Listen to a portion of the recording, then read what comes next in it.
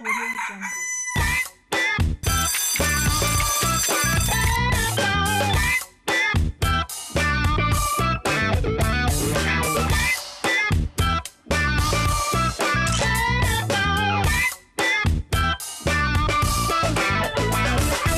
Mercredi 13 juin 2018, je suis Marcelin Gouvoy, très heureux d'être en votre compagnie pour ouvrir les vannes de tout ce qui est matinal sur la première chaîne de télévision ivoirienne en direct d'Abidjan. Je vous dis bonjour, mais pas seul, avec la ravissante et sublime Nessie. Parfois elle est dans sa bulle, parfois elle est spéciale, mais c'est une femme adorable, n'est-ce pas Nessie? Bonjour Nessie. Ben oui, bonjour Marco, et vous avez l'assurance que je suis là tous les matins à vos côtés. Assurance. Marco nous a fait écouter cette chanson depuis le début des préparatifs de cette émission et ça fait plaisir d'écouter une bonne chanson afin de nous réveiller. C'est sûr que vous également, le programme que nous avons à vous proposer ce matin va vous réveiller. Aujourd'hui, c'est mercredi c'est famille et Madame Bernadette Assou-Nguessan sera avec nous pour parler du devenir de la famille. Est-ce que la famille a encore un avenir? On en parlera avec elle.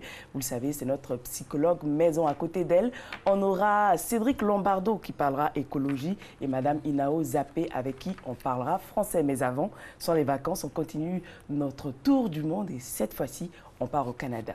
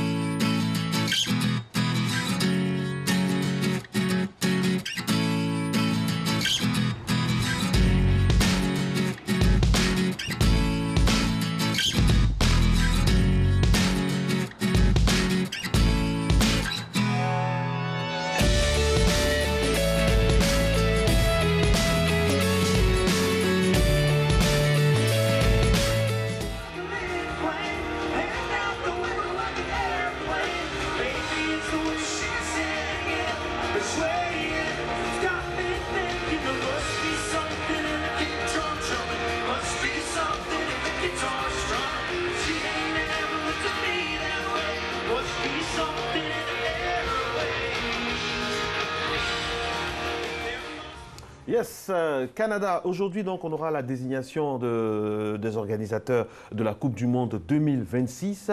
Et puis, on a une candidature africaine, le Maroc. Et puis, il y a une autre candidature qui a la faveur, selon les observateurs de tous les pronostics. Il s'agit de celle du triplé États-Unis, Mexique et Canada. Donc, le Canada, voilà, parce que vraiment, il faut que le Maroc puisse organiser cette compétition pour que ce soit sur notre continent. Voilà, on ne voit pas le Maroc, c'est l'Afrique que nous voyons. C'est comme si l'Afrique était engagée. Et on espère qu'on aura, et c'est aujourd'hui le résultat, on espère qu'on aura une très bonne nouvelle pour notre continent. Une très bonne nouvelle pour que la Coupe du Monde soit organisée. Ça va avoir beaucoup d'influences positives sur notre continent, comme le sport a une influence positive sur notre corps tous les jours de la vie. N'est-ce pas, coach?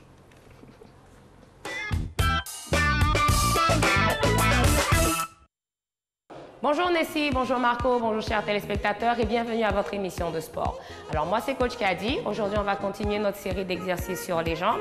Donc on va aller encore une fois travailler l'intérieur des cuisses, l'extérieur des cuisses, les fessiers avec un exercice un peu plus cardio, un peu plus dynamique à la fin. Alors si vous êtes prêts, on va commencer votre échauffement mademoiselle et c'est parti. Jumping jacks, on en fait 10.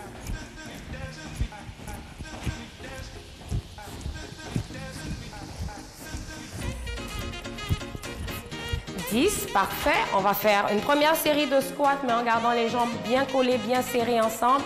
Et c'est parti, on descend 1 et on remonte. Encore 2, on pense à coller les genoux, serrer les genoux 3. On va aller réveiller tous les muscles de l'arrière de la jambe un tout petit peu. Encore 4 autres. 2 dernières. Une dernière. Et on repart. Jumping jacks, 10.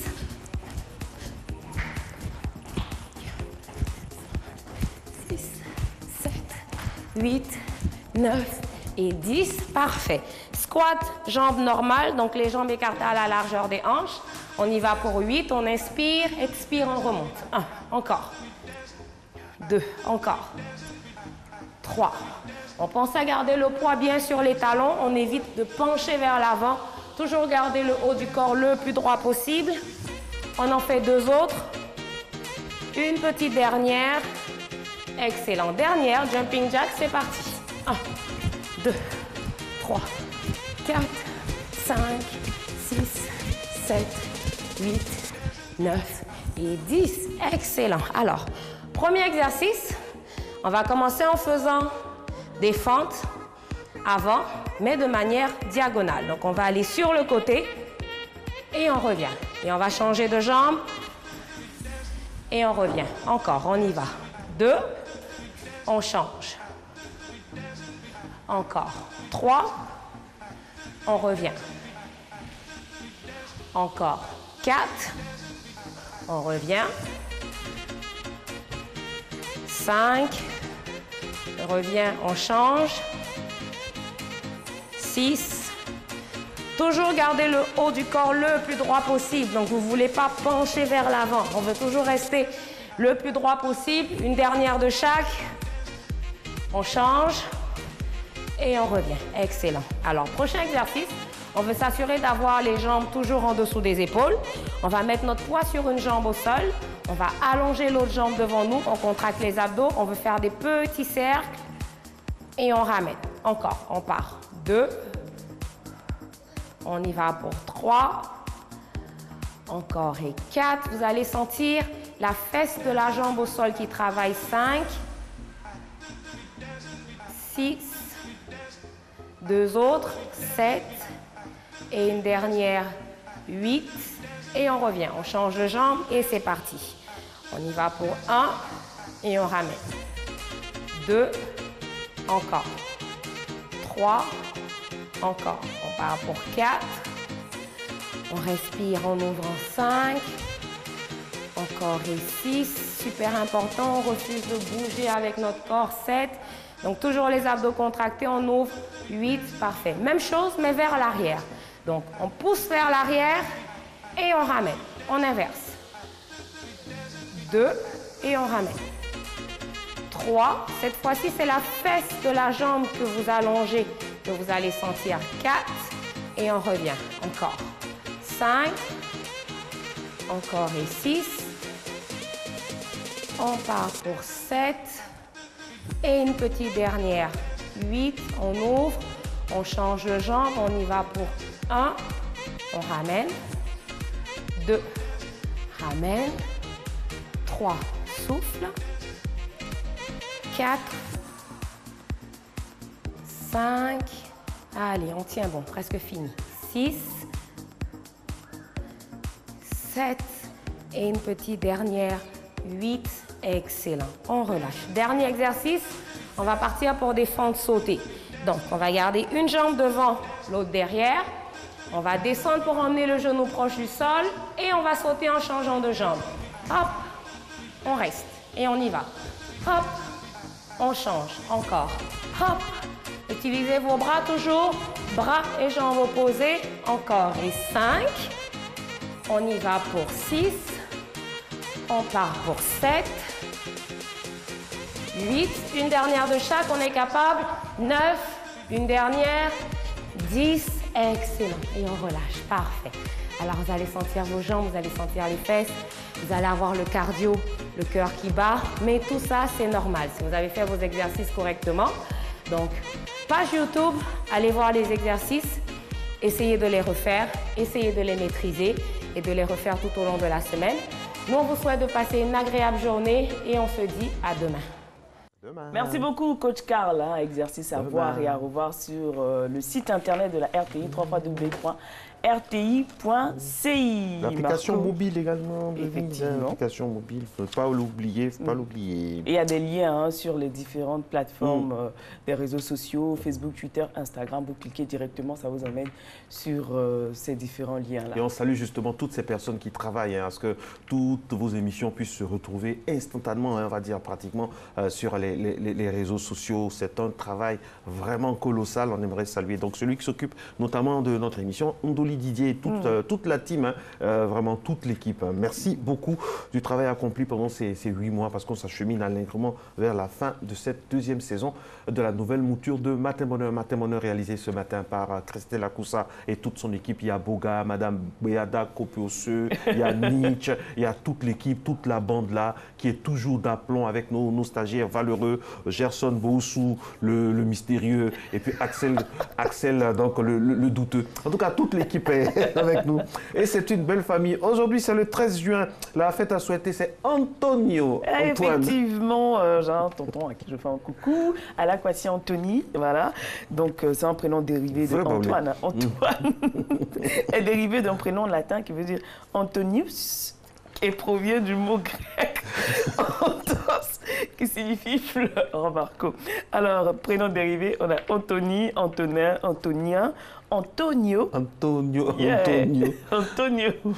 Bah, ça vous rappelle. À cause de A-O-I. Pardon? À cause de chanson A-O-I. Antonio. On a Tonio, on a Tony, on a Titouan. Bon, voilà. Alors, de nature discrète, les Antoine aiment la stabilité, la solitude et le calme, je peux l'assurer. Ayant parfois besoin de se mettre en question, il sait prendre le recul et réfléchir. On parle bien sûr de Antoine, avide de savoir, il est à l'écoute des autres et sait tirer des leçons de la vie. Oui, on salue donc tous les Antoine qui nous regardent. Et puis, joyeux anniversaire à une personnalité de l'histoire de notre pays aujourd'hui. Donc, son Excellence Georges Rougnet, d'origine arménienne et ivoirienne, était un haut fonctionnaire ambassadeur ivoirien qui, vous le savez, était un collaborateur des plus fidèles et des plus dignes du premier président de la République de Côte d'Ivoire, né le 13 juin 1934. Nous lui souhaitons un joyeux anniversaire, Papa Rougnet. Vraiment toutes les bonnes choses, la santé, que Dieu vous donne toujours la plénitude de la santé et surtout d'être au service de ce beau pays que vous aimez tant, la Côte d'Ivoire, et qui vous aime également. Alors aujourd'hui, nous célébrons aussi l'anniversaire de plusieurs personnes. Guy Lux, éloigné mais qui ont fait de bonnes choses aussi. Éric Tabarly, navigateur français. Guy Lux, producteur et animateur de jeux et divertissement télé. C'est un pape dans le milieu. Donc, né le 21 juin 1919.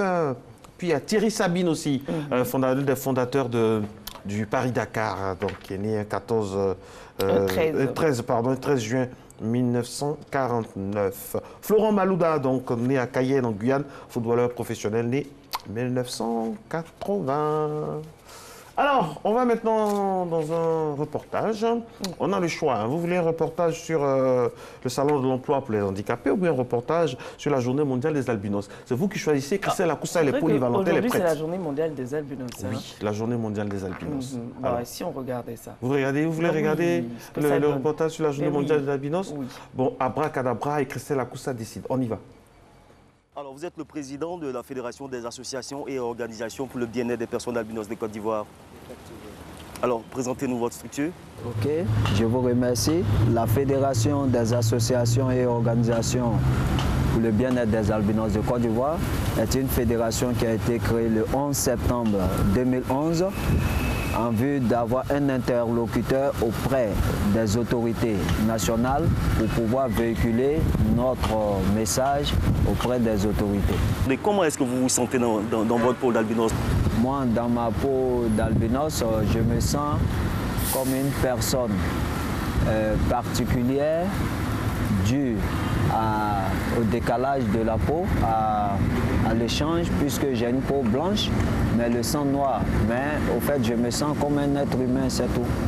C'est la seule différence. Alors, la seule différence, mais je sais que c'est votre vie au quotidien, c'est que des difficultés. Effectivement, parce que passer une journée sans être agressé verbalement, sans subir de stigmatisation ni de marginalisation, c'est que tu n'es pas sorti de ta chambre. Sinon, même au sein de ta famille, c'est possible que dans la journée, tu vas être frustré. Et quels sont les comportements qui vous gênent tant quand vous sortez, qui vous frustrent tant quand vous sortez? Bon, quand une personne, quand vous vous croisez et que la personne crache, c'est comme si la personne avait un déchet, c'est comme la personne avait quelque chose de nauséabond.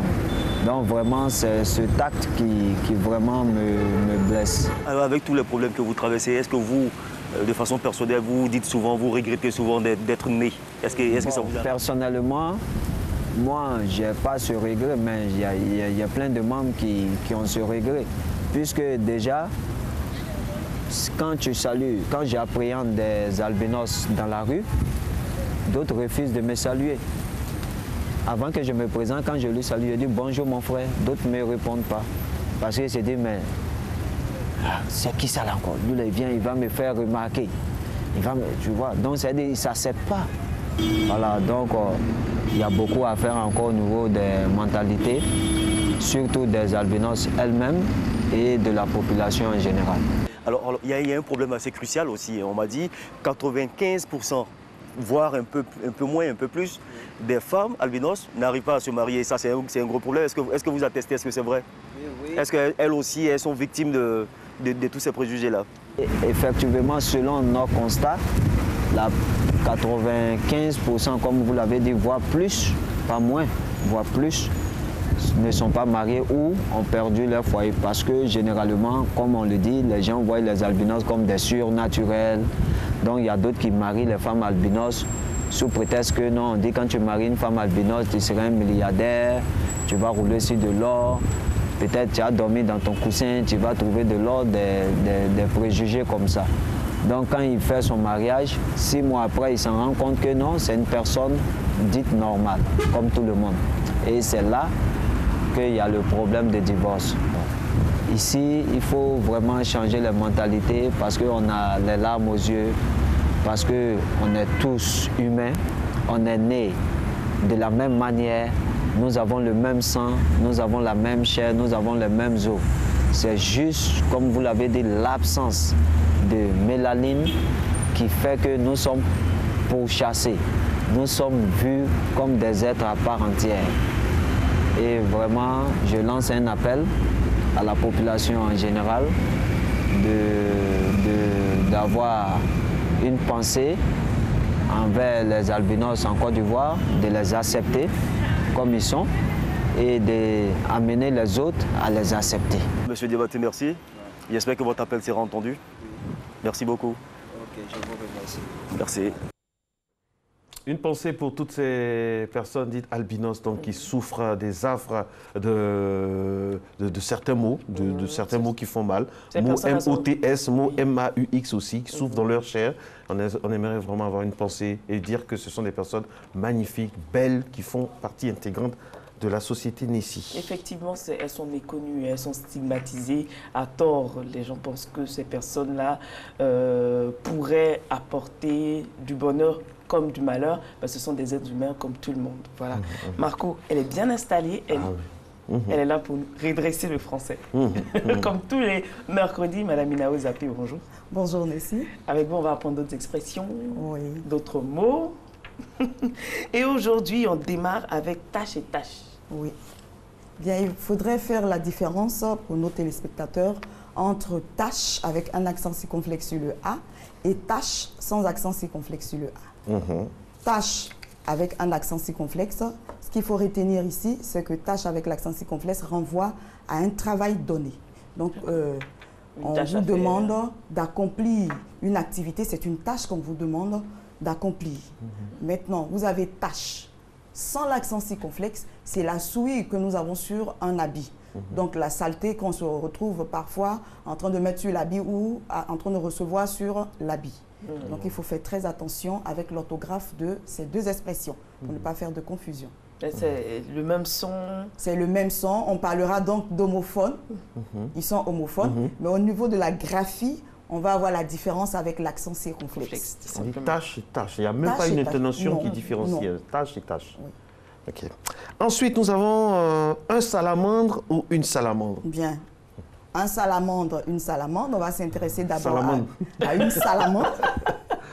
Oui. Généralement, il y a certaines personnes, quand on ne connaît pas l'article, on prend, voilà, comme vous le dit Marco, un raccourci et puis on dit simplement salamandre. Moi, je vous dis, j'avoue, quand ma fille me demande, quand je suis calé comme ça, je dis, bon, ok, va faire la course là, quand tu vas revenir. Je vais sur Google. Simplement. Je vais sur Google. Mais vous auriez fait un bon enseignant. Oui, je vais sur Google. Parce que l'enseignant, il a toujours cette technique-là pour pouvoir s'en sortir. Je cherche rapidement quand elle vient, elle dit, ah, papa, mais il dit, bon, au fait, tu sais, je pense, les parents sont des mystificateurs. J'espère qu'elle dort encore, qu'elle ne voit pas ça. Meryl, je t'aime, mais de temps en temps, il faut faire ça. Un jour, tu seras parent, tu vas comprendre. Bien, donc salamandre. Voilà, une salamandre, c'est l'animal que nous voyons avec 4 pattes, une queue et transparent. Il faut dire que les salamandres, il y en a plusieurs types, mais on verra des salamandres noires et des salamandres transparentes comme on a l'habitude d'apercevoir. Le médecin vétérinaire qui parle, c'est un spécialiste. Donc, une salamandre, il est question ici de l'animal. Et quand vous parlez de un salamandre, attention, nous sommes maintenant là au niveau d'un récipient qu'on peut mettre dans le four. Et là, nous sommes dans l'alchimie. Je ne peux pas rentrer dans les détails parce que je ne sais pas grand-chose de la chimie. Voilà. Je vais vérifier. Donc, un salamandre, ce n'est pas du tout l'animal, c'est un récipient qu'on peut mettre au four. Et surtout dans le domaine de l'alchimie. L'alchimie. Voilà. Waouh. Ah bon? Ça... Vous le saviez, vous? Moi, pas du tout. Non, pas du tout. Donc, il ne faudrait pas du tout faire la confusion entre les deux expressions. Lorsque vous changez l'article de salamandre, automatiquement, vous parlez d'autre chose. D'autre chose, carrément. Et la suite, c'est avec la prononciation. Voilà, on va revenir, je crois que Marco nous l'a souligné une fois sur le plateau, on va revenir sur la prononciation de certains mots. Et le premier mot qu'on va toucher du doigt, c'est surtout notre pays. Notre pays. La prononciation de l'appellation de notre pays. Parce qu'au niveau de cette prononciation, il y a souvent des difficultés à la prononciation. Oui, effectivement, salamandre, équipement pour cuisine. Voilà. C'est vérifié, c'est certifié. Salamandre. Franchement, je ne savais pas. Les salamandres de cuisine ont été conçus pour faire fondre le fromage, caraméliser, glacer, gratiner ou achever. Merci. Bien. Donc, on va continuer la prononciation de certains termes et on va s'intéresser d'abord à l'appellation de notre pays. Pour commencer. Notre pays. Franchement, notre pays souffre dans sa prononciation. C'est la Côte d'Ivoire. C'est pas la côte. C'est pas la côte. Oui, la Côte d'Ivoire. Côte d'Ivoire. La Côte d'Ivoire, non. Je vous en prie, chers téléspectateurs. C'est la Côte d'Ivoire. Et la phonétique s'écrit avec un K-O-T. De vous à moi, avec cette phonétique, comment est-ce qu'on va lire C'est la côte. C'est la Côte d'Ivoire. La côte. La Côte d'Ivoire. Comme la côte d'Adam. Voilà, simplement. La Côte d'Ivoire. La Côte d'Ivoire. Et pas la côte. Non, pas la côte. Ou la côte. Non. Côte d'Ivoire. Donc, il faut savoir, je vous en prie, prononcer l'appellation de votre pays. Et puis, après, la Côte d'Ivoire... Même si on ne sera pas à la Coupe du Monde, on ne va pas entendre notre hymne national, c'est pas grave, prononçons bien quand même. Voilà. Et puis, on va s'intéresser ici à l'aéroport. Il y a certaines personnes qui disent très souvent aéroport. Non, c'est l'aéroport. L'aéroport. Voilà. Après le A, il y a un E, accent aigu. Je vais à l'aéroport et non à l'aéroport. Voilà. Il y a un accent. Il y a un accent sur le E. Aéroport, c'est aéroport. Aéroport. Comme aérosol. Voilà. Donc, on ne dira pas aéroport, c'est aéroport. Donc, il faut faire très attention à la prononciation. Et je me suis intéressée à un autre thème, qui est récurrent, la chaussure. Ce n'est pas chaussure. Parce qu'on a l'habitude d'entendre certaines personnes dire chaussure. Donne ma chaussure. Non. Donne ma chaussure. Non, ce n'est pas la chaussure, c'est la chaussure. Donc je vous en prie, chers téléspectateurs, sachant prononcer l'expression chaussure. Ce n'est pas chaussure, c'est chaussure. Il y a une question, monsieur. oui. Il y a une question que je vais vous poser. Oui, je vous en prie, Marco. Quand une femme fait en train de faire ses cheveux, ou bien un homme en train de se peigner, on dit il se peigne ou il se coiffe? Vous vous coiffez, l'action de mettre de l'ordre sur la tête. Vous prenez le peigne.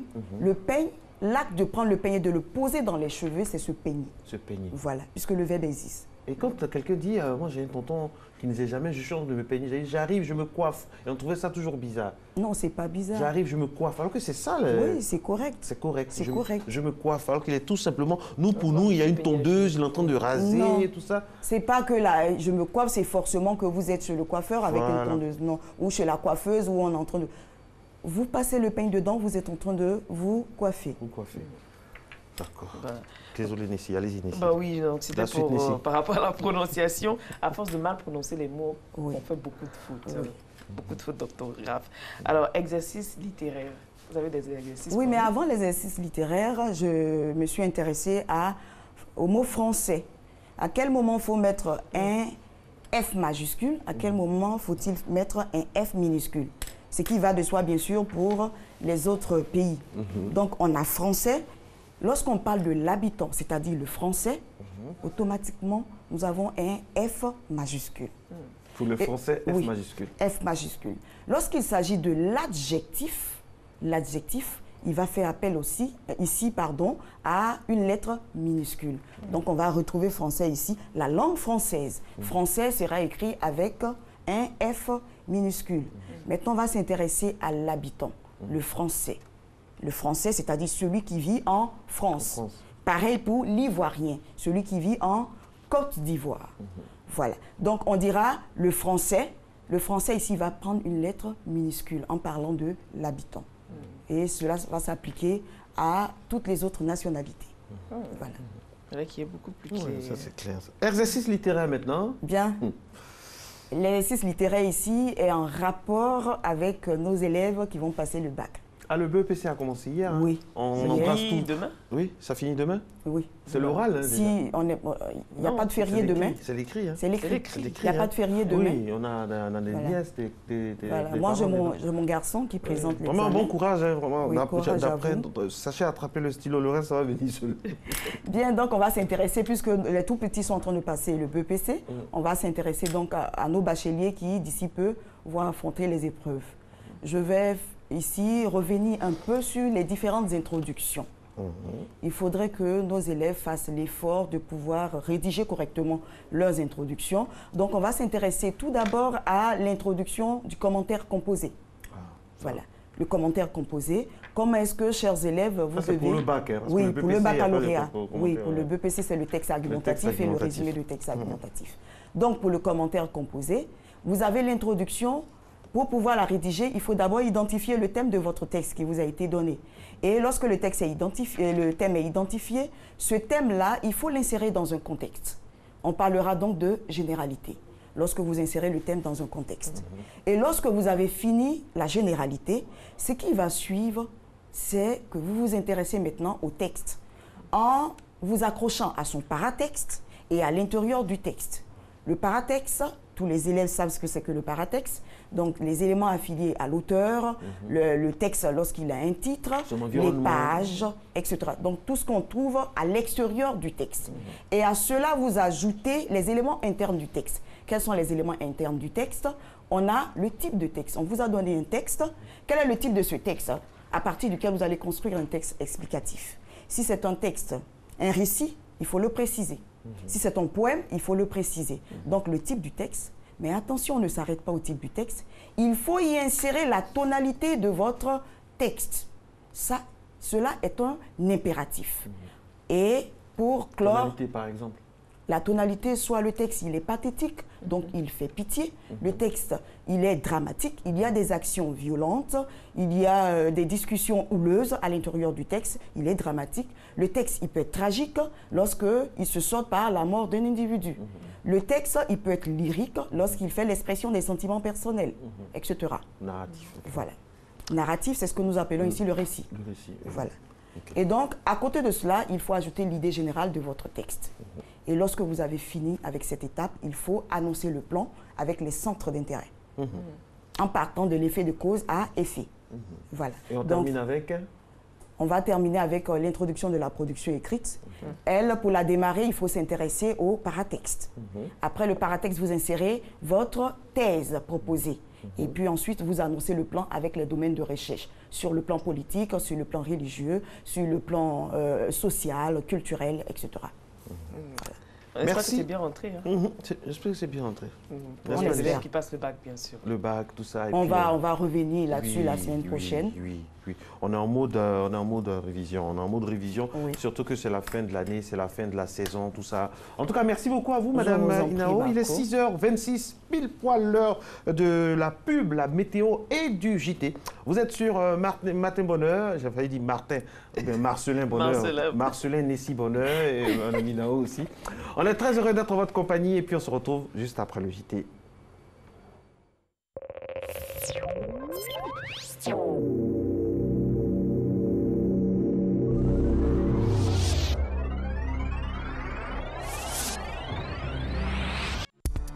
Population de Côte d'Ivoire, les services météorologiques annoncent de grandes pluies sur toute l'étendue du territoire ivoirien.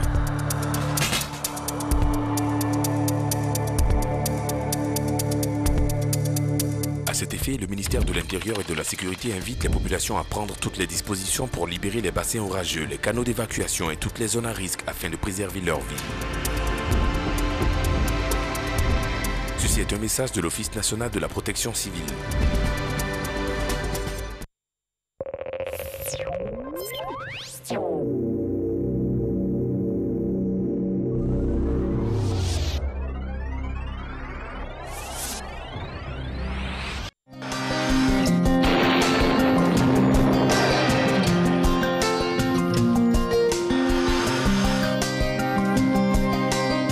MTN, everywhere you go.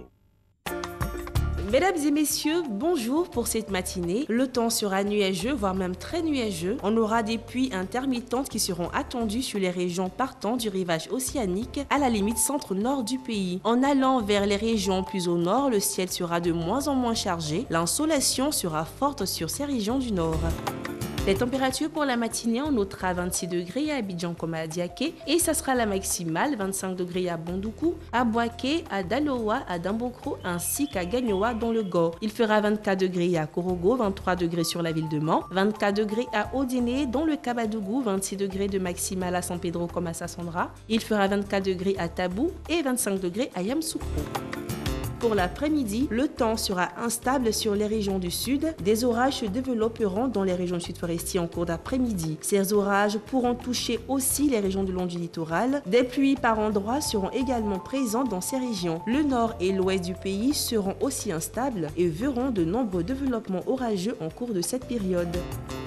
Les températures à présent pour l'après-midi, on notera 31 degrés à Abidjan comme à Diaké, 33 degrés de maximale à Bondoukou ainsi qu'à Boaké dans le Gbeke, 32 degrés à Daloa. Il fera 33 degrés à Dambokro dans le Nzi, 32 degrés dans le Go à Gagnoa, 33 degrés dans le Poro à Korogo, 31 degrés dans le Tompi à Mans. Dans le Kabadougou à Odiné, il fera 33 degrés. À San Pedro ainsi qu'à Sassandra, il fera 30 degrés. À Tabou, 29 degrés, ce sera la minimale. Il fera 33 degrés sur la ville de Yamoussoukro. Très bonne journée à toutes et à tous.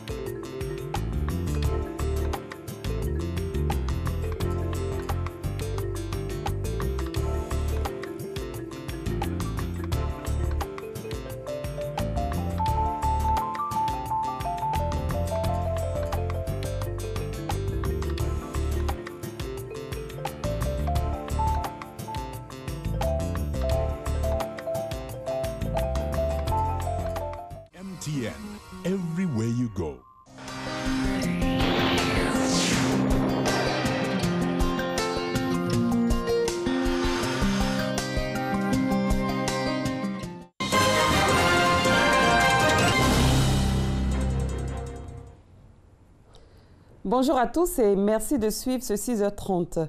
C'est parti depuis hier pour les épreuves écrites du BPC, brevet d'études du premier cycle. 423 611 candidats composent dans 677 centres repartis dans tout le pays. Pour la première journée, les candidats étaient face aux épreuves de composition française, physique, chimie et d'orthographe. Nous en parlerons, nous y reviendrons dans nos prochaines éditions pour cette deuxième journée. Le scandale d'immatriculation frauduleuse de véhicules neufs a éclaté en mars dernier au guichet unique automobile. Au moins 3 membres du réseau sont en détention. Ce scandale a perturbé la chaîne d'immatriculation. Le travail administratif et technique a tourné au ralenti. Selon le procureur de la République, le préjudice va de 2 à 3 milliards de francs CFA. Le ministre des Transports a effectué hier une visite à la direction du guichet unique automobile. Lancine Bakayoko. Tous les jours, ils sont des dizaines de transitaires à attendre, attroupés devant le guichet unique automobile dans la zone portuaire de Vridi sans pouvoir remplir les formalités d'immatriculation de leur véhicule. Ce mardi encore, le décor n'a pas changé. Souleymane Sangaré, venu s'enquérir de l'avancement de ces dossiers, est à bout de souffle. Les responsables ne sont pas là. Les factures, on ne peut pas payer les factures. Quand on vient, il n'y a pas de responsable. Que ce soit côté dirigé, carte grise, la plaque, payer les dossiers à la caisse, il n'y a rien qui fonctionne. Donc quand on vient le matin, on paye transport cadeau, on vient et se retourne le soir pour aller. Kobena Tigori vit le même problème que Souleymane. Au milieu des paperasses entreposées sur une table de fortune, Tigori ne voit aucune solution se dessiner dans l'immédiat. Depuis ils ont pris les différentes têtes là, le travail est bloqué. Il n'y a pas de relève. Ça fait pratiquement 1 mois. Pour chercher même bordereau d'amende, pour pouvoir payer l'argent même à la caisse du trésor, même, on n'arrive pas à avoir les bordereaux pour pouvoir payer. Ces problèmes perdurent depuis des semaines et sont la conséquence de la fraude sur le dédouanement des véhicules neufs découverts en mars dernier. Où ça s'en va là? Les importateurs sont en danger. Il y a des voitures qui sont, comment on appelle ça, au port. Les magasins sont en train d'augmenter. Une situation préoccupante que le ministre des Transports est venu constater de visu. Selon les dirigeants du guichet unique automobile, les nouvelles sont bonnes. Toutes les prestations qui se faisaient manuellement depuis l'éclatement de la fraude, disent-ils, sont réorganisées avec le rétablissement de l'outil informatique. Mais il faut du temps pour que les machines atteignent le rythme normal. Manuellement, on faisait 100 dossiers. C'est aujourd'hui qu'on a repris de façon informatique. Dans 1 semaine ou 2, on aura atteint la vitesse de croisière, c'est-à-dire 300 dossiers jour au moins. Le ministre des Transports a profité de l'occasion pour recevoir tous les acteurs majeurs impliqués dans la chaîne de l'importation des véhicules. Parmi les points à l'ordre du jour, la nécessité d'informatiser tous les services du guichet unique automobile. Les avantages sont nombreux. Premièrement, ça permettra de sécuriser davantage donc, les recettes. Deuxièmement, ce sera transparent parce que le client saura à l'avance ce qu'il y a à payer et à qui. Troisièmement, ça permettra donc au client de suivre donc, les procédures pour voir exactement où est-ce que son véhicule est. Nous, ça nous permettra aussi d'avoir une évaluation plus objective de ce que chaque service fait. Amadou Kone a également recommandé une concertation permanente entre toutes les entités regroupées au sein du guichet unique automobile. Le dossier de ce flash planche sur la zone de libre-échange continentale africaine. Un accord signé à Kigali au Rwanda par 44 chefs d'État et de gouvernement. Une grande première selon le vice-président de la Banque mondiale. Quelles sont les conditions pour le rendre effectif? Quel sera son impact à court, moyen et long terme pour le développement du continent africain? Des réponses avec Noa Nyanyou.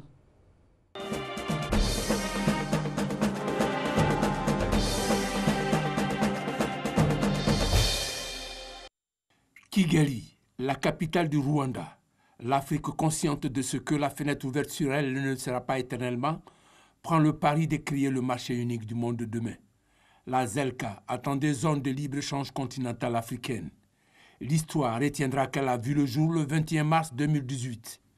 44 pays africains sur les 54, à travers leurs dirigeants, s'engagent avec conviction de lui donner forme et contenu parce que riche d'opportunités pour le développement socio-économique de l'Afrique. La ZLEC permettra à l'Union africaine de passer d'une organisation continentale des États à une organisation continentale des peuples, en passant par le secteur privé. Parce que ce sont ces entreprises-là qui sont en contact avec les populations, ce sont ces entreprises-là qui créent l'emploi. Une grande première. Historiquement, c'est la première fois qu'on voit tout un continent. Il ne s'agit pas simplement d'une entité sous-régionale, mais c'est l'ensemble du continent qui a décidé d'avoir une zone de libre-échange. Commençons par découvrir ces fondamentaux.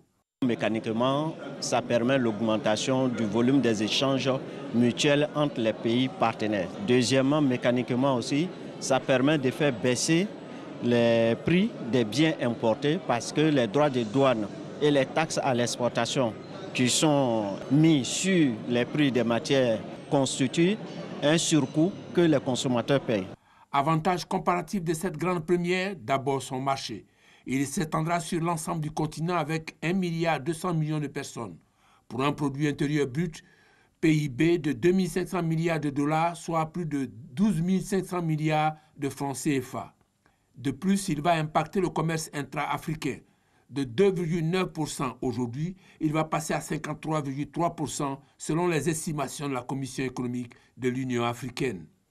À titre d'illustration. Imaginez que cette société que nous dirigeons, qui fabrique des sacs en jute, en plus de la production de sacs pour les besoins de la Côte d'Ivoire, puisse également être honorée des besoins de sacs du Ghana voisin. Imaginez ce que cela peut offrir comme opportunité pour le pays, pour l'industrie du pays, pour la main-d'œuvre dans la sous-région. Et c'est une excellente capitalisation et optimisation également que nous pouvons faire à travers ce genre de regroupement. Il y a 70% de femmes qui travaillent dans le secteur informel. Avec ce système de la libre circulation entre les différents États, ces femmes auront plus de protection. Et avec la réduction des taux de tarifs, ces femmes vont être encore plus encouragées à faire plus de commerce inter-africain. Comment réaliser cet instrument d'intégration économique? Premier palier, la ratification du traité. Date butoir, le 1er janvier 2019. Ils doivent être au moins 22, soit la moitié des signataires du 21 mars 2018. D'ici à là, il faut lever les barrières douanières. La douane fonctionne sur une nomenclature tarifaire. Et cette nomenclature tarifaire est issue de l'Organisation mondiale de la douane. Donc il faut d'abord réajuster tout cela avant d'aller à la suppression des droits des douanes. Bien plus, il faut s'inspirer des exemples de réussite. À la matière, la communauté économique de l'Afrique de l'Est fait école. Ils ont réussi à enlever toutes les barrières entre le Rwanda, le Kenya, l'Ouganda, à enlever les frais de roaming de téléphone. Ce qui fait qu'aujourd'hui, quand on appelle entre Kigali et Nairobi, il n'y a pas de frais de roaming. C'est comme si on appelait dans le même pays. Ils ont également, en prenant ces mesures, ils ont réussi à améliorer la compétitivité de leur économie. Sans investissement physique supplémentaire, simplement en enlevant les barrières non tarifaires. Le résultat est mesurable. Le commerce intra-régional dans la zone est de 21% contre 11% pour le reste de l'Afrique. Mais le défi fondamental à relever reste l'industrialisation de l'Afrique. Il faut produire et c'est pour ça que l'industrialisation est un élément important pour nourrir cet espace de libre-échange. Motiver l'avènement des champions nationaux devient donc une nécessité vitale. Voilà qui explique l'avènement d'Afro Champions Initiative de l'Union africaine. Il s'agit de détecter dans chaque pays les vecteurs d'une industrialisation multidimensionnelle. 2 mois après Kigali, Abidjan se signale dans un lieu chargé de sens, la Chambre de commerce et d'industrie de Côte d'Ivoire. Un accord est signé entre l'initiative pour la promotion des champions africains et la société de droit ivoirien, la CIFCA. Objectif de cet accord du 31 mai 2018, le prolongement local de la vision de African Champions Initiative. Faire émerger des champions, c'est bien. Créer l'environnement des affaires pour leur plein épanouissement partout en Afrique est mieux. C'est l'autre défi à relever pour transformer l'essai et faire mentir les afro-pessimistes. Des chercheurs du monde entier, des experts en statistiques appliquées sont à l'École nationale supérieure de statistique et d'économie appliquée ENCA d'Abidjan. Ils prennent part à la première conférence internationale de statistique et d'économie appliquée avec pour thème les moteurs de la transformation structurelle en Afrique. Il s'agit d'identifier les leviers permettant de diversifier l'économie des pays africains dépendantes des matières premières agricoles pour la plupart. Le reportage est signé Francis Boifou. De l'avis des experts en statistiques appliquées, la plupart des économies africaines sont dépendantes des matières premières. Si vous prenez un pays comme le Nigeria, on parlera par exemple du pétrole. Si vous prenez un pays comme la Côte d'Ivoire, qui quand même dépend pas mal de l'exportation du café et du cacao. Donc quand vous avez des chocs internationalement sur les prix du café et du cacao, ça veut dire des baisses, mais l'économie en ressent beaucoup. Comment rendre moins dépendantes ces économies? Autrement, comment diversifier les économies africaines? La première conférence internationale de statistiques et d'économie appliquée CISEA, qui se tient à Abidjan, va plancher sur la question. Il y a des sessions sur la science sociale, donc des questions de santé, des questions d'éducation, et une session qui va porter sur les questions de finance, macroéconomie. Pendant 3 jours, experts et développeurs échangeront également sur le rôle des statistiques dans le développement économique d'un pays. Ces statistiques-là permettent de faire un suivi et de mieux orienter les politiques lorsque vous avez l'impression que l'économie s'essouffle ou que le bien-être des populations n'est pas suffisamment intégré dans les politiques. Avec les statistiques, l'École nationale supérieure de statistique et d'économie appliquée, ENCA, veut aider les pays africains à diversifier leurs économies ainsi que les emplois, le plus souvent orientés vers l'agriculture. Le secteur agricole enregistre plus de 50% d'emplois contre 10% en Europe, selon une étude de la Banque mondiale sur la période 2008-2016. Les membres de la Cour des comptes des magistrats étaient hier à la Haute Autorité pour la bonne gouvernance. Au nombre de 25, ils ont procédé à la déclaration de leur patrimoine, avec à leur tête le nouveau président de cette institution. Diomandé Kanvali a dit toute sa joie d'avoir accompli son devoir, et une joie surtout pour tous les membres de son équipe de participer à cet exercice de transparence. Ailleurs, après 5 heures de discussion, d'abord en tête-à-tête, puis en compagnie d'une partie de leur délégation, le président des États-Unis, Donald Trump, et le dirigeant nord-coréen Kim Jong-un ont signé hier à Singapour un document commun devant les caméras du monde entier. Les deux hommes se sont ensuite exprimés pour détailler les résultats de ce sommet inédit, alors que de nouvelles discussions devraient avoir lieu dès la semaine prochaine entre Washington et Pyongyang. Alexis Ouedraogo. Les présidents américains Donald Trump et nord-coréen Kim Jong-un se sont entretenus pendant près de 5 heures. D'abord, lors d'un tête-à-tête d'une quarantaine de minutes, suivi d'une réunion de travail puis d'un déjeuner. La rencontre a abouti à la signature d'un document commun concernant l'avenir nucléaire de la Corée du Nord. Après des décennies de tensions autour des ambitions atomiques de Pyongyang, le président américain assure que le processus de dénucléarisation pourrait commencer très rapidement, mais la formule de la déclaration commune reste vague, en particulier en termes de calendrier. Fait notable, le président américain a fait une concession de taille. Il a déclaré qu'il mettrait fin aux exercices militaires conjoints avec la Corée du Sud, décrits comme très provocateurs à l'égard du Nord. Le gel de ces manœuvres, source de tensions récurrentes, était une exigence ancienne de Pyongyang. La rencontre de Singapour, la première entre un président américain en exercice et un leader nord-coréen, a été marquée par plusieurs poignées de main appuyées entre les deux hommes, des images inimaginables il y a encore quelques mois lorsqu'ils échangeaient menaces et invectives. Donald Trump s'est même dit prêt à se rendre le moment venu à Pyongyang. Il a invité l'héritier de la dynastie Kim à la Maison-Blanche. Le directeur général de l'OMS, Organisation mondiale de la santé, a appelé hier à renforcer la vigilance à propos de l'épidémie de la maladie à virus Ebola, malgré la stabilisation constatée dans le sud-ouest de la République démocratique du Congo, à la fin d'une visite de 3 jours. À Mbandaka, ville de 1,2 million d'habitants, aucun nouveau cas n'a été signalé depuis le 12 mai dernier et à Bikoro, localité à l'origine de la maladie, aucun nouveau cas n'a été enregistré depuis le 13 mai dernier. Le dernier cas enregistré a été signalé le 6 juin à Tipo, un village proche de Bikoro. Des milliers de personnes ont manifesté sur la place du 13 mai hier à Antananarivo à Madagascar. Ces manifestants disent être déçus par le nouveau gouvernement au sein duquel l'opposition a obtenu une petite dizaine de ministères. C'est la fin de ce 6h30. Merci de l'avoir suivi. Très bon début de journée à tous et à toutes. Merci Maï. Merci beaucoup Maï. Merci Marceline. Très belle journée à vous. Marco, vous savez, de plus en plus le bien-être des personnes en situation de handicap préoccupe bon nombre de personnes. Et il y a même un salon dédié à leur insertion socio-professionnelle qui a été organisé, le salon de l'emploi. Et ça vaut le détour, ça vaut le détour. Oui. On y va.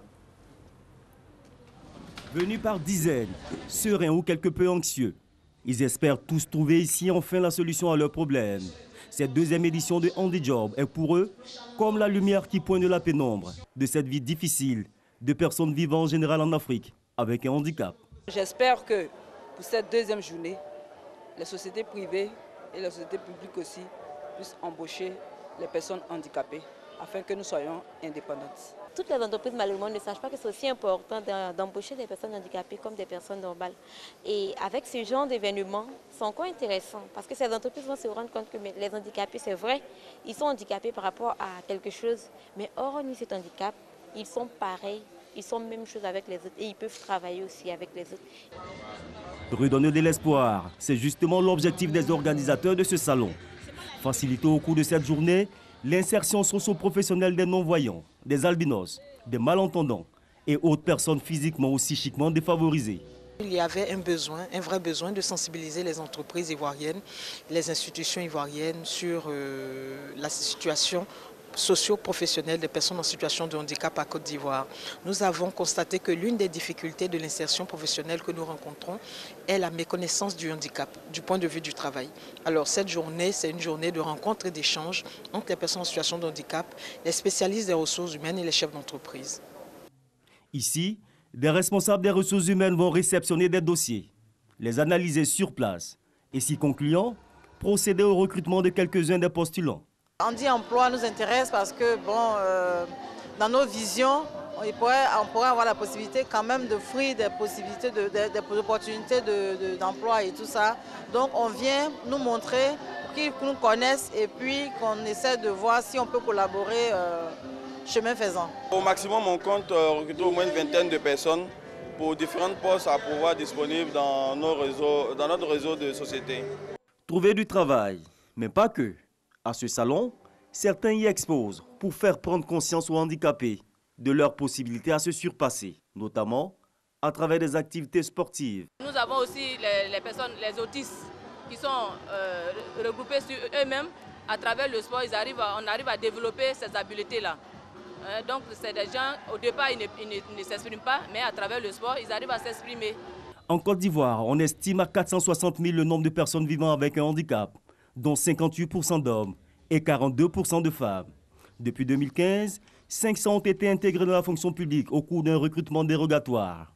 Des chiffres qui donnent de l'espoir et qui pourraient être revus à la hausse si de telles initiatives privées se multipliaient pour la cause des personnes vivant avec un handicap.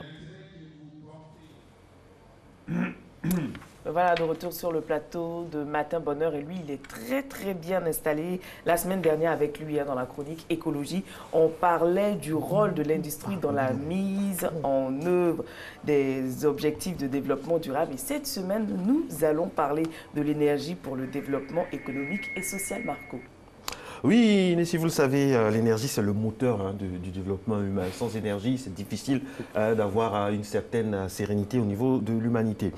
Donc, hors énergie, l'énergie a un coût. Que ce soit l'électricité, les carburants ou le bois de feu, ça peut entraîner donc des maladies respiratoires. Et donc, l'énergie peut être source de pollution. Alors, question, mesdames et messieurs, comment concilier énergie et développement socio-économique?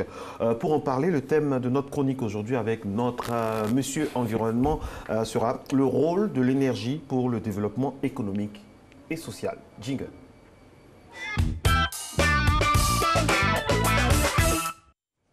Bonjour Cédric. Bonjour Marcel. Alors quel est le rôle de l'énergie pour le développement économique et social? Vous n'auriez pas oublié de mentionner l'environnement par exemple dans votre titre?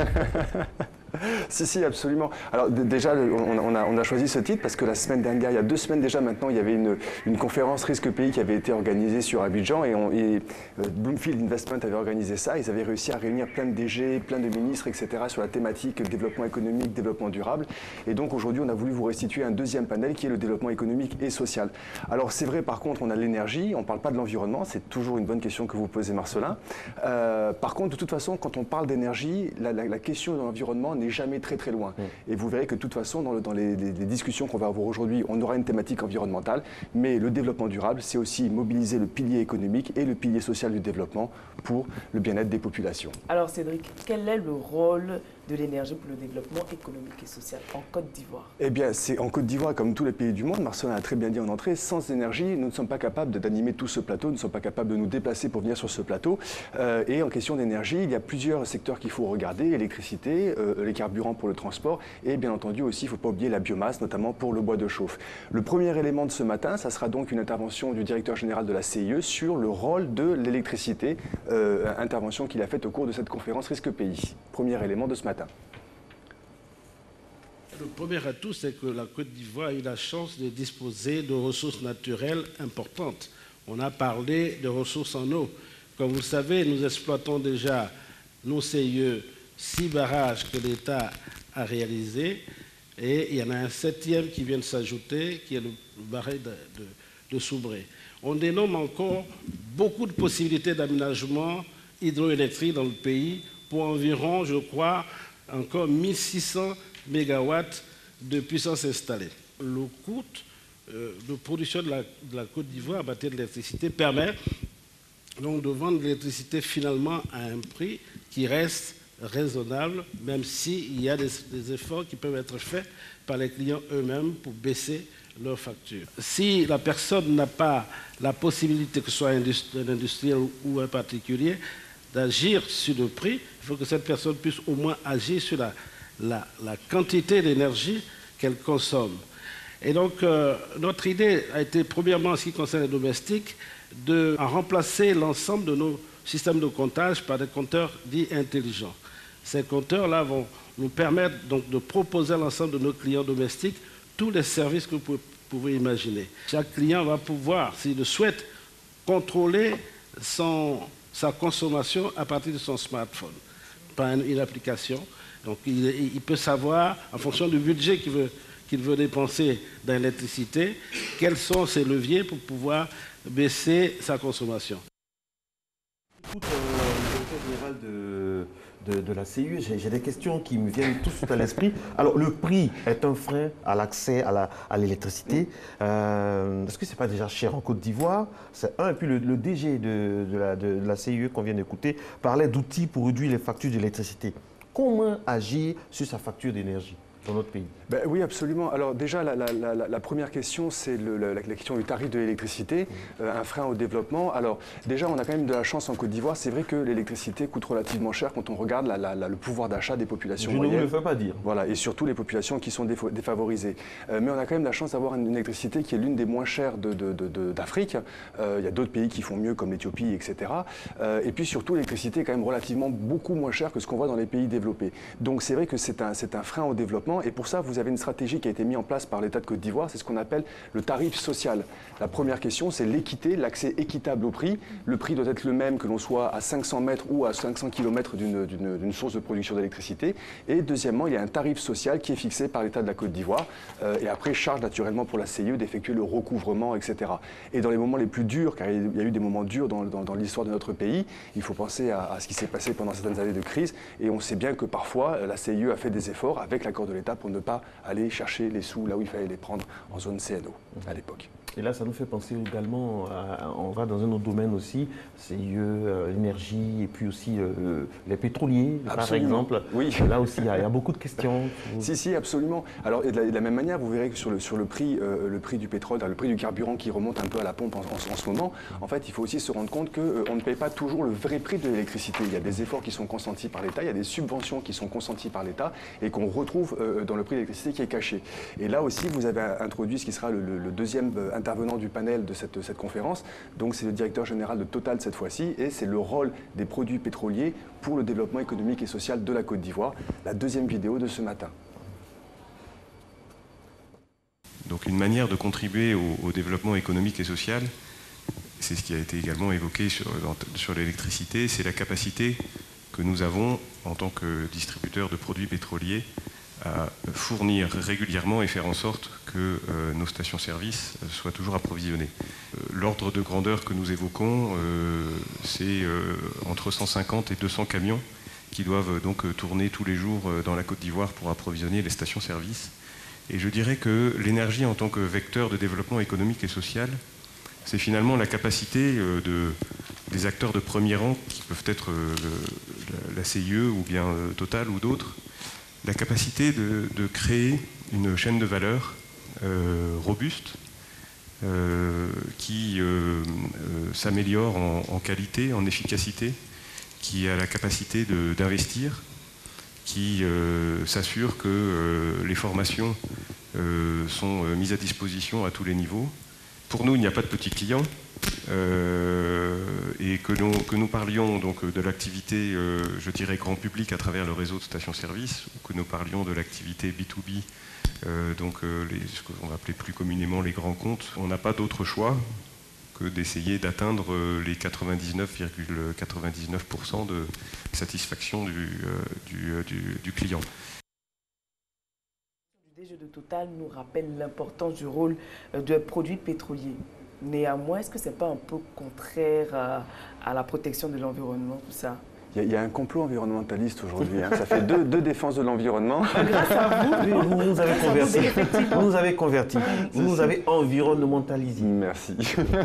Non, en fait, c'est une bonne question. Alors, par contre, il ne faut pas non plus être écologiste à tout prix. Malheureusement, il y a une réalité, c'est que nous avons besoin de ce carburant, j'allais dire presque de ce fichu carburant pour être capable de travailler. Maintenant, la question de la qualité du carburant est importante.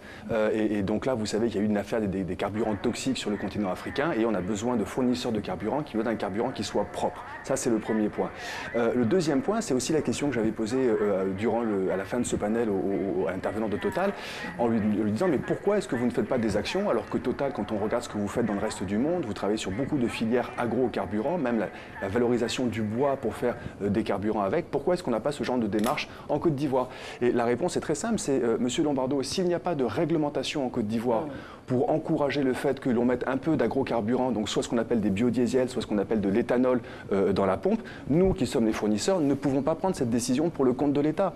Et on en revient encore à cette question traditionnelle, la régulation, la réglementation, introduisons, planifions la production d'agrocarburants respectueux des terres agricoles et de la sécurité alimentaire, et faisons une fois de plus de nos parents planteurs des fournisseurs d'énergie. Alors, quid des institutions financières internationales, régionales par exemple? Parce que dans tout ça, on ne le dira jamais assez, c'est une affaire de sous et de gros sous. Et ça, c'est toujours le côté pragmatique de Marcellin. Quel est le coût? Quel est le financement? Mais en fait, l'argent, c'est le nerf de la guerre. Et si on ne traite pas ces questions, on n'y arrivera pas. Et là, aujourd'hui, donc c'est la dernière intervention que nous avons ce matin. C'est le troisième panéliste qui est l'intervenant de la Banque africaine de développement. Et malheureusement, on ne parlera pas véritablement d'argent, mais ce qui était bien dans l'intervention, c'était la prise en compte de l'environnement et donc la BAD pour la voie des énergies renouvelables, ce qui est le troisième élément vidéo de ce matin. Une offre insuffisante d'électricité se traduit nécessairement par un ralentissement des activités économiques. Ça se traduit également par un impact social très lourd pour des secteurs prioritaires tels que l'accès à la santé, à l'éducation, et même pour tout ce qui est adduction d'eau et développement des PME et du tissu industriel. Donc de ce point de vue, je pense que l'énergie est un facteur clé pour le développement. Aujourd'hui, nous pensons qu'en termes de mix énergétique, il faudrait plus s'orienter vers tout ce qui est énergie renouvelable. Et nous pensons qu'à l'heure actuelle, il y a un bon momentum, je dirais, sur les énergies renouvelables, puisque nous observons une baisse des coûts de production de ces énergies. Parce que pendant très longtemps, l'un des freins majeurs était le coût exorbitant de certaines technologies, que ce soit le solaire ou l'éolien. Aujourd'hui, nous avons une tendance baissière qui pourra permettre, je pense, d'ici quelques années à augmenter tout ce qui est pourcentage d'énergie renouvelable dans le mix énergétique des différents pays. Maintenant, il y a des endroits où ça ne fait pas forcément sens d'avoir des lignes de transmission, où il serait peut-être préférable d'avoir des systèmes décentralisés. Vis-à-vis des coûts qu'on pourrait avoir en investissant dans ces coûts de transmission, ça ne fait peut-être pas sens de mettre une ligne de transmission dans un village isolé, alors qu'on pourrait le connecter à travers les systèmes décentralisés. Le charbon de bois comme la source d'électricité la moins chère.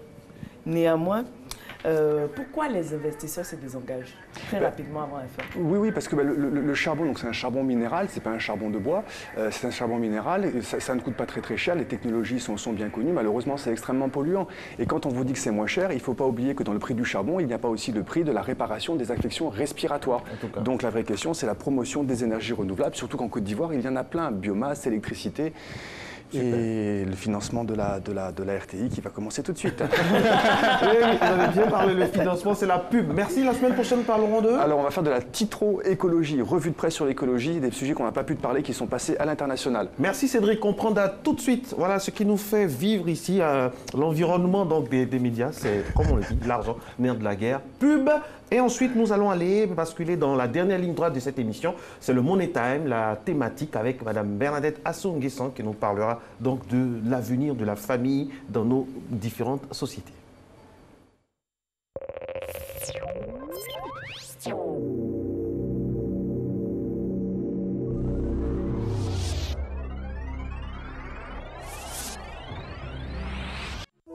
En prélude à la grande saison des pluies et dans le but de prévenir les catastrophes liées aux inondations, il est demandé aux populations qui occupent les passages d'eau, les ouvrages d'assainissement, les cuvettes, les caniveaux, les eaux d'éboulement, de bien vouloir les libérer sans délai. Le ministère de la Construction, du Logement, de l'Assainissement et de l'Urbanisme exhorte toutes les populations à la prudence et à la protection de leurs familles, de leurs biens immobiliers et matériels. Numéro de téléphone ONAD 22 50 80 50, ONPC 22 47 97 11, cellule de crise 22 47 87 36, sapeurs-pompiers 180.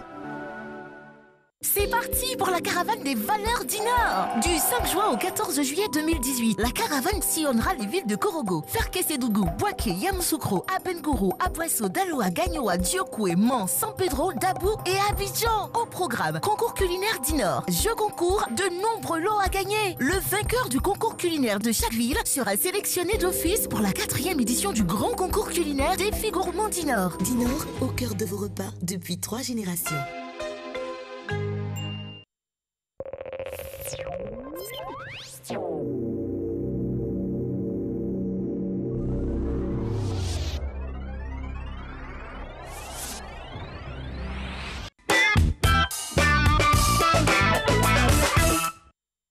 La famille est fondée traditionnellement sur le mariage, union entre un homme et une femme, formant un couple dont sont issus les enfants légitimes. C'est un privilège d'avoir un papa, une maman qui vous aime. Pour moi, la famille représente tout. Je pense que la famille, c'est très très important. Voilà, un enfant doit grandir avec son papa et sa maman.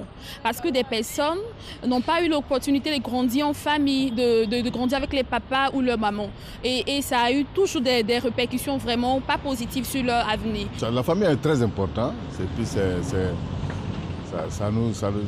sert à être soudés. C'est-à-dire une famille... En tout cas, pour moi, c'est la première institution d'un être humain qu'il faut vraiment protéger et puis sauvegarder. Aujourd'hui, le modèle familial est remis en cause. Dans les ménages, la famille traditionnelle peu à peu remplacée par la dénucléarisation de la famille. La part des naissances hors mariage augmente. Le divorce aussi se banalise. Non, le mariage n'est pas une priorité. Par rapport à hier et aujourd'hui, je pense qu'aujourd'hui, il y a beaucoup plus de divorces. Parce que les jeunes sont pressés. La famille est en perte de vitesse. La famille a perdu aujourd'hui l'éthique. La moralité n'existe plus dans la famille. Aujourd'hui, il y a plus de divorces qu'hier. Les divorces se multiplient, les mariages se raréfient, les célibataires de plus en plus nombreux, le couple est-il en train de disparaître? Si la famille semble être en crise, alors quel modèle de famille dans le futur? La famille, autrefois qui était perçue comme la base de l'éducation sociale, est en train de perdre sa valeur à travers les familles monoparentales, des personnes, des homosexuels qui adoptent aussi certains enfants. La famille va à sa perte, mais c'est à chacun de faire un effort, de prendre conscience, voilà, de s'y mettre au fait, de s'engager pour pouvoir donner tout le sens que la famille d'antan avait, toutes ces valeurs qui sont en train de se perdre. Voilà, donc chacun doit vraiment s'engager pour pouvoir constituer une famille modèle. Parce qu'aujourd'hui, dans l'évolution actuelle du monde, il a été admis que deux personnes du même sexe peuvent se marier. Deux personnes du même sexe.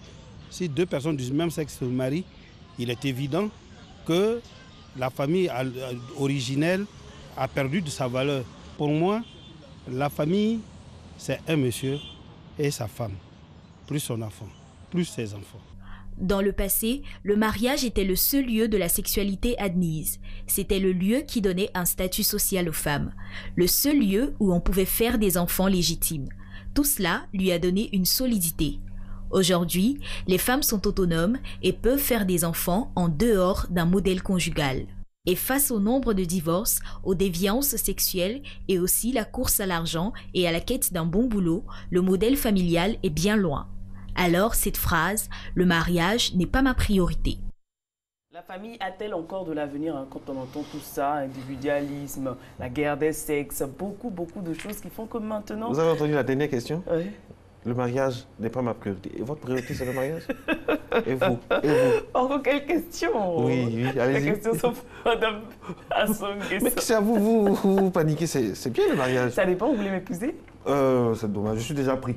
Alors, bonjour Madame Assong-Nguessan, ça va bien? Oui, très bien. Le changement de décor ne va pas ébranler donc votre verre habituel, hein, nous faisons confiance. Alors, le modèle familial est-il en perte de vitesse? Oui, malheureusement, nous pouvons dire oui et malheureusement, parce que le modèle traditionnel qui définissait la famille comme l'ensemble du père, de la mère et de leurs enfants tendent à véritablement disparaître. Aujourd'hui, c'est le père, la mère, les enfants qu'ils ont eu avant, et tout chacun cela, de son côté. Ou des enfants qu'on a appris, qui ne sont même pas les leurs. On est parti de l'ordre familial naturel, normal, traditionnel, premier, et divin. Traditionnel, je ne dirais pas traditionnel parce que quand on parle de traditionnel, on y met malheureusement ce qui est désuet, qui doit disparaître, qui est peut-être archaïque. Non, je veux dire habituel, dans le sens habituel. Dans le sens habituel, voilà. Donc nous sommes partis donc de cet ordre naturel, de cet ordre familial naturel, au nouvel ordre familial. Ce sont des termes qui surgissent dans le vocabulaire donc, pour tout ce qui concerne les études faites et les recherches faites concernant la famille et sa survie et son évolution et tout ce qui entoure la famille et le mariage naturellement. Et malheureusement, cette première composition du mariage ou de la famille commence à disparaître au détriment de nouvel ordre et de nouvelles configurations, on dit, une nouvelle configuration familiale. Et c'est un véritable dommage pour l'éducation des enfants, pour la survie même de la cellule familiale en tant que premier modèle de société et modèle équilibré.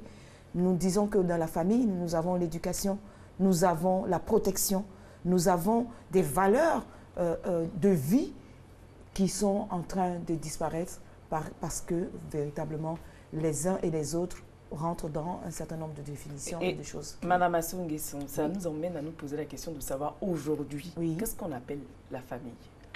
Alors, la famille, nous en avons parlé il y a quelque temps déjà, mais aujourd'hui, il y a plusieurs modèles de famille. La famille restera toujours, et il y a encore des personnes qui se battent pour cela, et c'est heureux que des personnes se battent encore pour ça, pour maintenir donc cette famille naturelle. Mais la famille est en termes de définition, une communauté de personnes qui sont réunies par un lien de parenté. Mais aujourd'hui, le lien de parenté tend à disparaître, le lien réuni tend à disparaître. Et donc, nous passons donc de la famille nucléaire qui est père, mère et enfant à la famille recomposée. Et entre les deux, il y a donc la famille élargie que nous connaissons en Afrique, qui est la première famille pour nous, à la famille monoparentale. Elle a été introduite, elle se vit de plus en plus, un seul parent, ou le père avec les enfants, ou la mère beaucoup plus souvent avec les enfants. La famille homoparentale, deux personnes du même sexe qui se font appeler parents, père-mère, et qui ont des enfants. Naturellement, deux femmes ne pourront jamais avoir d'enfants, deux hommes ne pourront jamais avoir d'enfants, mais ils prennent les enfants d'autrui. Si cela est important d'avoir des enfants, pourquoi est-ce qu'ils ne veulent pas en avoir? Ils prennent les enfants d'autrui. Autant de thématiques, autant de c'est pourquoi nous parlons de nouvelles configurations parentales. Donc, à la famille, donc, en institution, les familles de substitution, qui sont donc les bandes, qui sont pour ceux qui sont dans les bandes des familles. Il y a des familles comme les orphelinats, il y a des familles comme les maisons SOS, où on reconstitue donc une certaine famille pour éduquer les enfants. Et puis, il y a les familles d'accueil. Autant de familles, de modèles de familles qui sont proposés aujourd'hui à la société. De modèles de substitution, on va dire. Exactement. Alors, moi, la famille a échoué. La famille est-elle en train d'échouer? Parce que quand on regarde ce qui se passe à la vérité, notre société est de plus en plus individualiste. Nous sommes en train d'importer tout ce qui fait qu'il y a des suicides en Occident. Je veux dire, quand on voit des réseaux sociaux, des filles qui se mettent nues, qui mettent la honte sur leur famille, des attitudes, tout ça, moi j'aimerais savoir, est-ce que la famille est en train d'échouer, a déjà échoué, ou bien la famille va échouer en Afrique? Nous qui sommes si traditionnalistes, attachés à des valeurs. Oui, et nous devons rester attachés à les valeurs. Et les autres aussi sont en train de revenir et de rechercher les valeurs qui ont été perdues. La famille n'a pas échoué en tant que telle. Nous dirons peut-être l'institution mariage, parce que c'est le mariage qui envoie la famille, qui constitue la famille. C'est l'institution mariage qui a été donc dépouillée de beaucoup de valeurs. Et aujourd'hui, il y a tellement de formes de mariage. Est-ce que nous devons parler de mariage ou d'assemblage? Allez jusqu'au bout. Allez jusqu'au bout. Allez jusqu'au bout. Je vous connais. J'ai appris à vous connaître. Donc, cela fait que le mariage est en souffrance. Qu'est-ce qu'on va dire à nos enfants demain? Que la famille, c'est un homme, une femme, ou bien un homme, ou une femme, une femme? La famille reste un homme, une femme, un homme, sa femme et leurs enfants. Mais quand vous parlez comme ça aujourd'hui, on vous trouve ringard. Oui. Ou ringarde.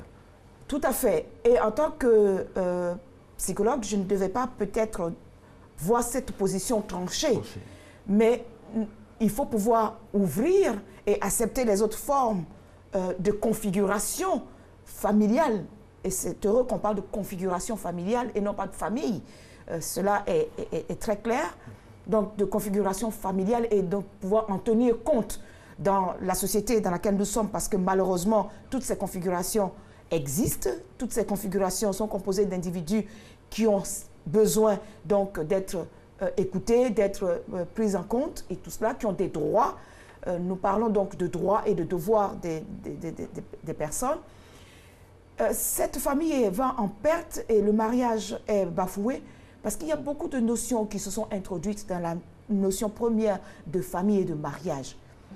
Vous avez fort heureusement mentionné l'individualisme. L'individualisme s'est introduit. Si nous parlons d'individualité et d'individualisme, il n'y a plus une notion de famille qui est un ensemble. L'individualisme est un. Donc, c'est ma personne. Les hommes se font des droits. Le droit des femmes, des droits leur sont reconnus. On parle d'émancipation, mais tout cela dans des valeurs qui sont mal comprises et mal introduites, justement, servant donc des intérêts au détriment des valeurs. Parlons de valeurs. N'est-ce pas parce que les anciennes, les valeurs traditionnelles d'antan étaient un peu trop pesantes qu'aujourd'hui la famille tend à se disloquer ainsi? Les questions sont toujours adressées à moi, alors je peux me permettre de poser la question. Quelles étaient les valeurs qui étaient si pesantes? Les mariages forcés, les femmes qui étaient obligées... Le mariage forcé n'a jamais été une valeur. Attendons-nous bien sur les termes et le contenu que nous mettons sur les termes.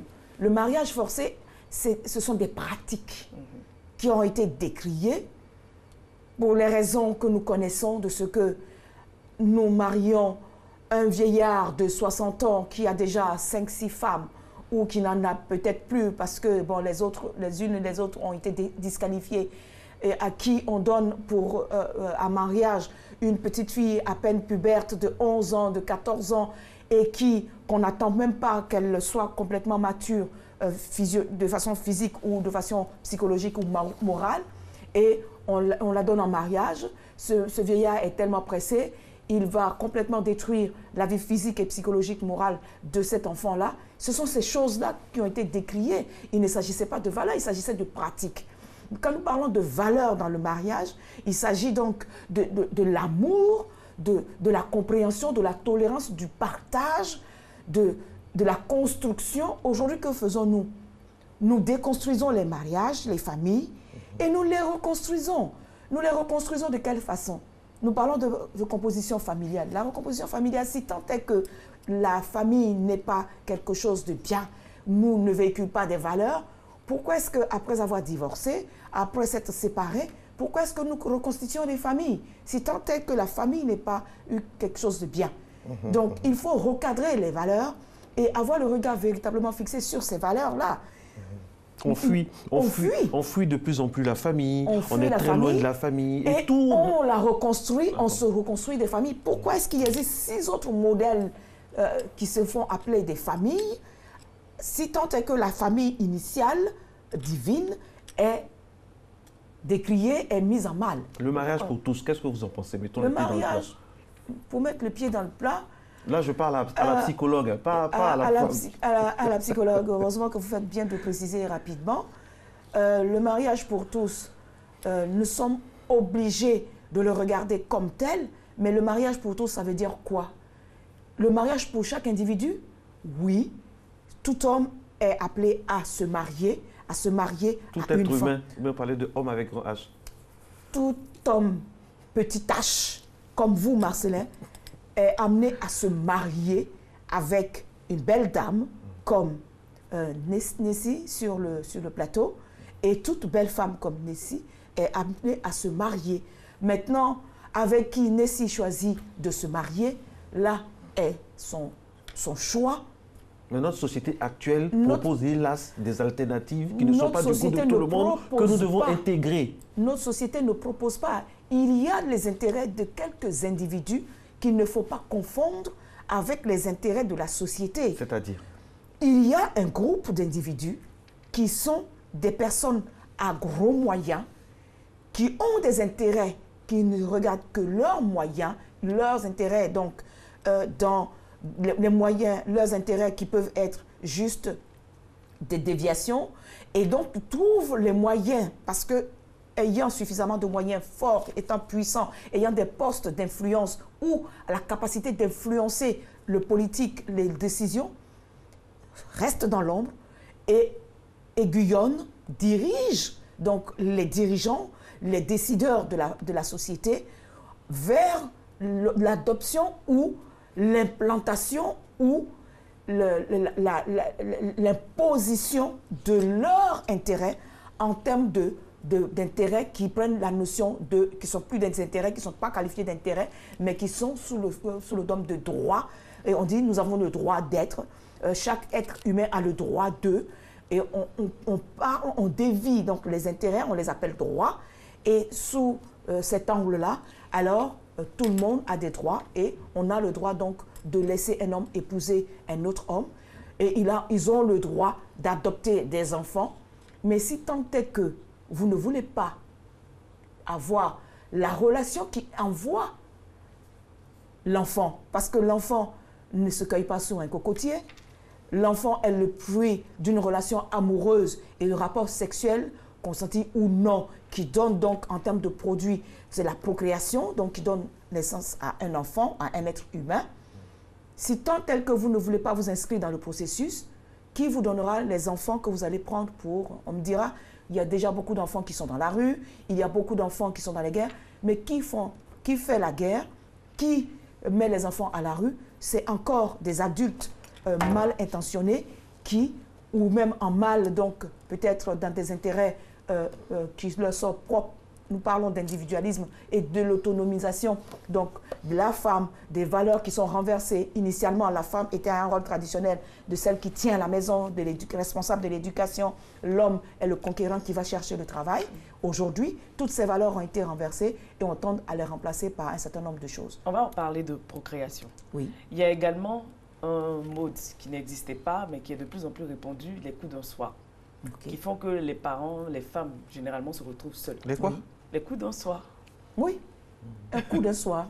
On rencontre quelqu'un, au cours d'une sortie, on couche avec, et puis on a un enfant, la personne disparaît, on ne sait plus où se trouve la personne, on se retrouve seul avec l'enfant. Ça également, ça tend à disloquer la famille. Oui, mais qui vous demande, est-ce que la société valorise les coups d'un soir? Quelle éducation avons-nous reçue pour aller faire un coup d'un soir, pour se retrouver avec un enfant et se dire qu'on est une famille monoparentale? Quelle est l'éducation? C'est le système éducatif, les valeurs éducatives qui régissent et qui donnaient le poids à la famille qui ont tendance à disparaître. Ce n'est pas la famille en tant que telle qui disparaît. Monsieur Nguessan, excusez-moi, je suis obligé de... Oui, monsieur Nguessan. Certainement. Non, monsieur Nguessan, Yves qui dit que Madame Nguessan nous dise qui elle accuse, c'est qui le groupe d'intérêt, qu'aujourd'hui, elle ferait mieux d'accuser la télévision parce que c'est la même télévision qui montre des films où on voit deux personnes en train de se laver ou deux personnes du même sexe en train de s'embrasser, où on voit même dans des dessins animés des personnes en train de s'embrasser. C'est cette société qui envoie donc à cette évolution négative de l'esprit de famille. Moi, j'étais étudiant, j'ai respecté la tradition de mon village, j'ai accepté la femme que mon père m'a proposée. Elle ne savait ni lire ni écrire. Mes amis se sont précipités avec des femmes qui disaient en vogue. Aujourd'hui, ils ont tous divorcé et moi, je suis heureux avec ma femme et mes 4 enfants. Oui, qui est accusé? Je ne suis pas... nous ne sommes pas sur le plateau pour lancer des accusations. Nous disons ce qui est. Qu'il y a des individus. Il s'agit de guerre d'intérêt aujourd'hui et la famille telle qu'elle était solide n'arrange pas. Guerre d'intérêt entre qui et qui? Mais entre des protagonistes qui sont là. C'est qui les protagonistes? Marcelin, ils n'ont pas de visage. Ce sont des personnes qui agissent dans l'ombre. Ce sont des personnes qui ont du pouvoir et de pouvoir de persuasion parce qu'ils ont peut-être l'argent ou les moyens qu'il faut pour incliner, pour orienter les choses. Donc il faut rejeter des gens qui ne sont pas comme nous? Qu'appelez-vous des gens qui ne sont pas comme vous? En dehors de la société? Les hommes qui ne sont pas comme nous, c'est-à-dire? Ceux qui ne sont pas comme nous, qui n'ont pas cette conception du mariage, de la famille, qui estiment que... Nous ne parlons pas de rejet d'individus qui n'ont pas la même qualification de la famille ou pas. Nous ne sommes pas sur un terrain de bataille où vous dire, bon, ben, ceux qui sont boiteux se mettent à gauche et ceux qui sont manchots qui se mettent à droite. Vous avez parlé de guerre d'intérêt, c'est pour ça. De guerre d'intérêt. Donc aujourd'hui, l'intérêt que vous avez aujourd'hui peut changer. Vous êtes peut-être dans un camp aujourd'hui, demain vous pouvez vous retrouver dans un autre camp. Il ne s'agit pas de cela. Ce n'est pas une stigmatisation de dire les boiteux à gauche et les manchots à droite. Non, nous ne sommes pas dans cette thématique-là. Nous disons qu'il y a un certain nombre de déviations qui ont emmené et donc, la famille nucléaire initiale à se disloquer et proposer aujourd'hui des alternatives de famille ou de configuration familiale qui ont beaucoup de soucis et qui de plus en plus malheureusement sont deviennent les modèles qui sont là et pour lesquels il faut en tenir compte parce que malheureusement, les personnes divorcent. Divorcent pour quelles raisons? Il y a un certain nombre de tableaux, mais il faut reconstituer les choses, les valeurs, puisque nous nous rendons bien compte qu'aujourd'hui, la société dans laquelle nous vivons va très mal. Nous avons beaucoup de difficultés à éduquer nos enfants à cause de tous les modèles qui sont servis sur la place. Et les parents même, n'étant pas véritablement donc, suffisamment ancrés dans un modèle suffisamment fort, se retrouvent ballottés eux-mêmes et ne peuvent pas donc choisir quel est le modèle familial qu'ils vont présenter à leurs enfants. Il s'agit de ces difficultés-là. Qu'est-ce qu'il faut faire? C'est de revenir donc aux valeurs universelles de ce qu'est la famille pour en donner la force et le caractère de sauvegarde donc de l'humanité qui va à la perte. Il faut donc sauvegarder les valeurs familiales pour que demain, et avant qu'il ne soit trop tard, que nos enfants ne soient pas complètement perdus par rapport à tout ce qui est leur est présenté. Alors, je vais vous donner un exemple. Le président, à l'époque, Barack Obama était allé au Sénégal et le président Macky Sall a eu le courage de dire, parce on pensait qu'il allait annoncer que le Sénégal allait accepter donc je sais pas quoi, le mariage pour tous. Et pareil, le président sénégalais a été courageux, mais aucun de ses pairs, il n'a été suivi. Son courage, bon, les gens ont fait des commentaires de loin. Est-ce qu'il ne faut pas, quelque part aussi, on va dire ça comme ça, que quelque part nos politiques, à travers des lois, à travers des décisions, puissent reprendre la main, entre guillemets? Est-ce que c'est possible? Les lois, les décisions, les décrets, les politiques. Si cela avait un réel pouvoir, les droits des femmes ne seraient pas autant bafoués. Les lois et les décrets et tout ce qu'on peut mettre, le politique, remplissent les tiroirs. Ça peut servir à Mais quelque ce sont des personnes. C'est dans la mise en œuvre que les choses sont difficiles. Par rapport au modèle configuration familiale qui nous sont proposés, chacun choisira de s'inscrire dans un modèle ou pas. En fonction, c'est pour cela que nous parlons d'intérêts. En fonction de ces intérêts, quand dans le reportage j'ai entendu le mariage n'est pas une finalité ou n'est pas important, c'est un choix. Ça n'engage que cette personne-là. Donc, vous ne serez pas étonné que des personnes font ce choix-là à cause des intérêts de ce que, si je ne me marie pas et je ne constitue pas une famille, j'ai peut-être ma carrière à faire. C'est un intérêt personnel, individuel. C'est là le pouvoir de l'individualisme qui s'est installé dans les familles. Donc, si nous ne faisons pas, il s'agit de choix personnels et des personnes qui seront suffisamment courageuses, comme vous le dites, et pour prendre le devant des choses et l'affirmer telle. La décision de décret ou de politique, c'est vrai, pourrait peut-être proposer des cadres, mais la décision appartient à chaque individu de savoir quel est le modèle familial qu'il va véhiculer, dans lequel il va s'inscrire et pour lequel il va se battre jusqu'au bout et le dire à sa famille ou à ses enfants, l'inculquer à ses enfants. Et parlons de modèle familial. Oui. Qu'est-ce qu'on dit à nos enfants? On leur présente tous les modèles disponibles ou bien on leur apprend un seul modèle? Alors, on les prépare à plusieurs possibilités. Il ne faut pas préparer les enfants à la déviation. Non, on les prépare à la réalité. Voilà ce qui existe. La réalité est ce que ils le découvriront un jour ou l'autre, mais d'en parler, de dire que la famille, si moi je suis dans une famille monoparentale, quel est le modèle de famille, même si je viens de présenter la famille nucléaire avec toutes les valeurs et tout ça, et dire, mais moi j'ai été élevée dans une famille monoparentale. C'est d'abord donc la responsabilité des parents que nous sommes aujourd'hui de savoir dans quelle famille nous sommes, dans quel modèle de famille nous sommes, nous-mêmes. Sans oublier l'environnement, notre environnement. L'environnement, naturellement, personne ne peut oublier l'environnement. L'environnement fait partie de nous. Un être humain n'est pas un poisson.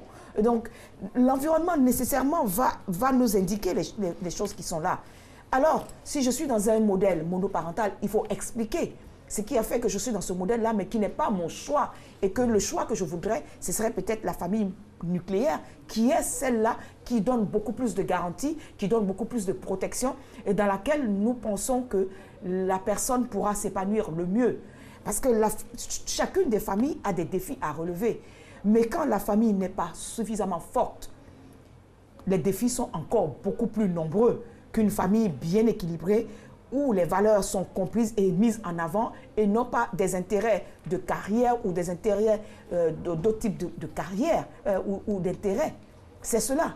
Donc, parler à nos enfants du modèle dans lequel je suis et en dire tous les avantages et tout le bien que cela procure, si je sens que ce modèle est celui-là qui tient la route et qui permet donc à la société d'être équilibrée, oui, d'accord.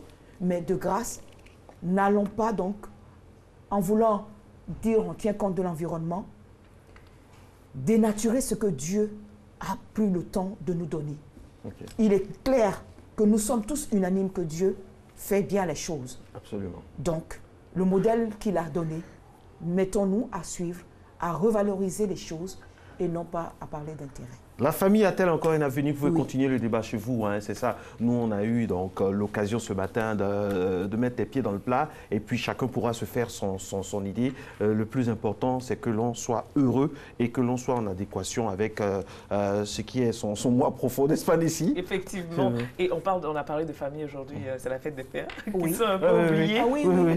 Alors, bonne fête à tous les pères. Oui, c'est cela. Nous les aimons. Oui. C'est dimanche de toute façon. Oui, c'est dimanche, mais pour les femmes, pour les mamans, on a fêté une semaine, un mois, 3 semaines avant. Mais non, c'est pas grave, on est habitué.